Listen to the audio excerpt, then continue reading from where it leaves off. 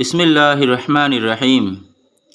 Infarct ফি সাবিলিল্লাহর ক্ষেত্রে রাসূলুল্লাহ সাল্লাল্লাহু আলাইহি সাল্লামের ভূমিকা। আমরা জানি নবুয়তের ঘোষণা আসার পূর্ব পর্যন্ত মুহাম্মদ সাল্লাল্লাহু আলাইহি সাল্লাম আরবের একজন অন্যতম ধনী ব্যক্তি হওয়ার সুযোগ পেয়েছিলেন। অন্যতম শ্রেষ্ঠ ধনী খাদিজাতুল কুবরা রাদিয়াল্লাহু তাআলা আনহু এর ব্যবসায়ে অংশগ্রহণের মাধ্যমেই তিনি এ অবস্থায় উন্নীত হন।